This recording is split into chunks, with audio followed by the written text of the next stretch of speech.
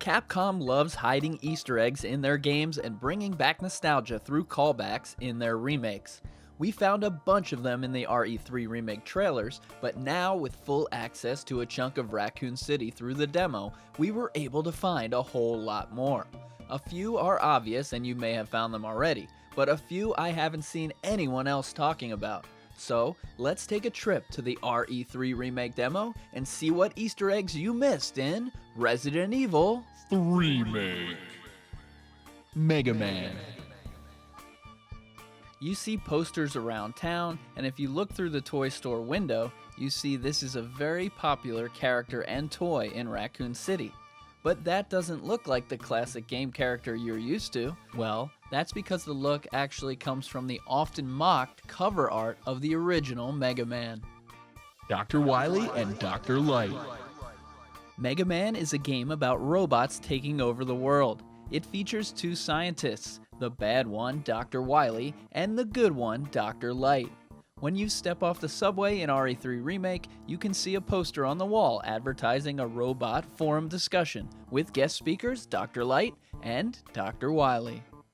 The Big Wave Shop. In Raccoon City, Jill will come across a sign that says Big Wave. This is another Mega Man reference, this time to a shop found in the Mega Man Star Force series. Captain Commando. Sticking with the classic Capcom, we have a poster featuring Mars Carlisle, or as he's better known, Captain Commando. Captain Commando! Captain Commando comes from an old arcade game by Capcom. 1942 and Top Gun.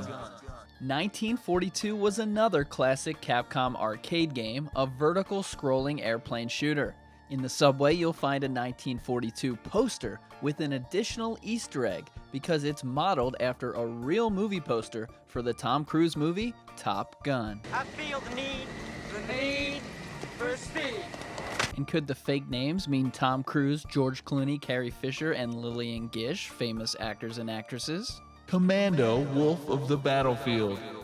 Capcom's classic game Commando has had a few sequels, and the third one is subtitled Wolf of the Battlefield and is referenced in a poster found in the Raccoon City subway system. Ghosts and Goblins. You may know Arthur from Marvel vs. Capcom, but this title character is from the classic Capcom game Ghosts and Goblins.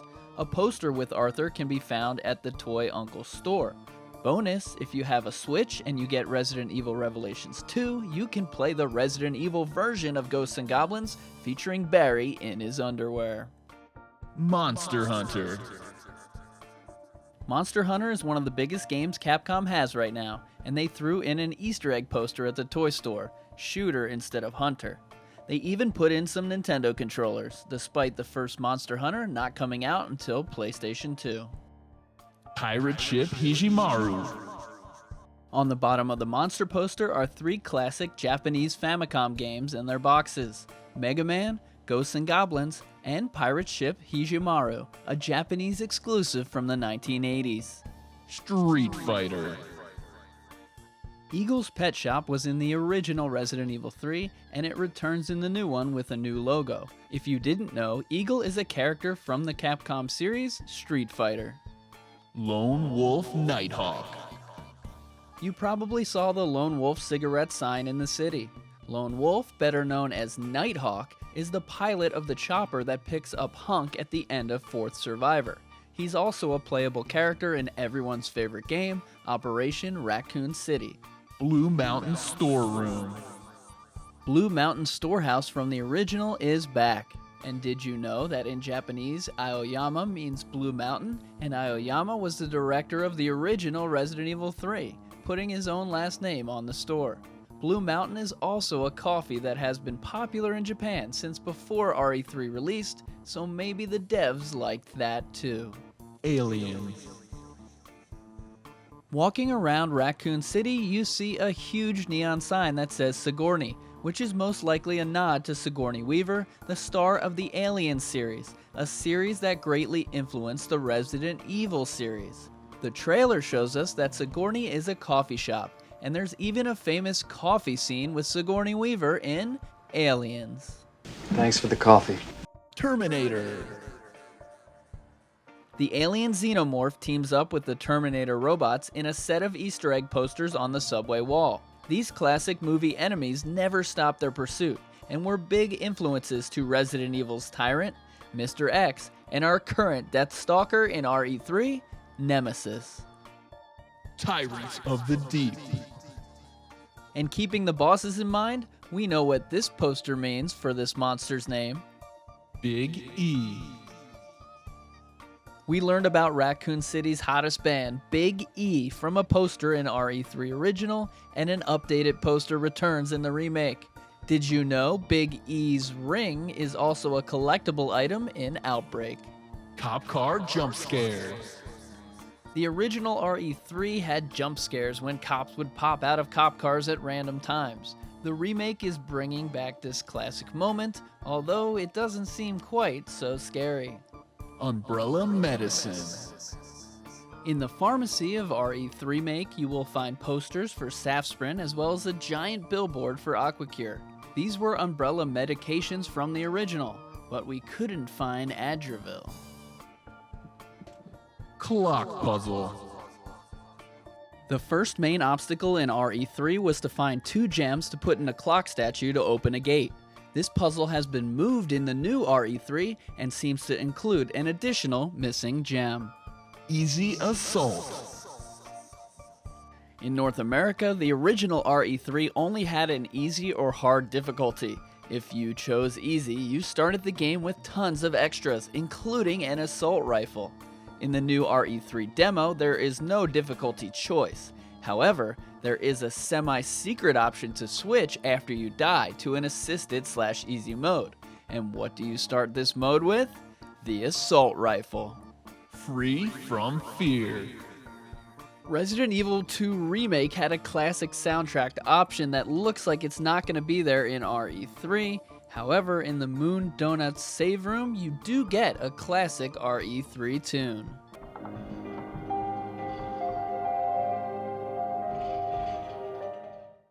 B ending. Let's listen to another audio Easter egg in Moon Donuts.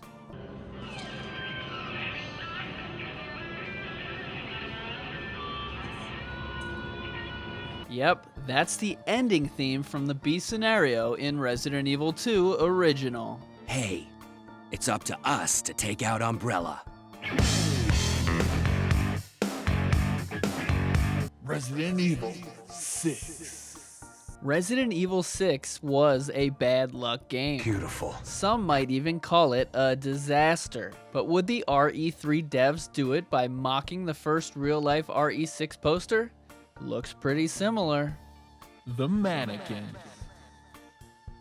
The mannequins from the greatest demo of all time are back, and while commenters will make dumb comments like reused assets, these mannequins are an iconic part of the RE universe now. Also from RE7, you'll see the boxes with the yellow tape, and from the trailer, Ethan's classic car. The Kite Brothers. It appears the cable car has been replaced with a subway system in the new Resident Evil 3. We first learn of the Raccoon City subway back in Resident Evil Outbreak, where we also learn it was designed by the Kite Brothers. This name may sound familiar because in RE3 you've probably walked into the building called the Kite Brothers Railway Offices. Elephant Restaurant. There are 3 more Outbreak Easter eggs on posters on the supermarket, starting with the Crazy Tomato.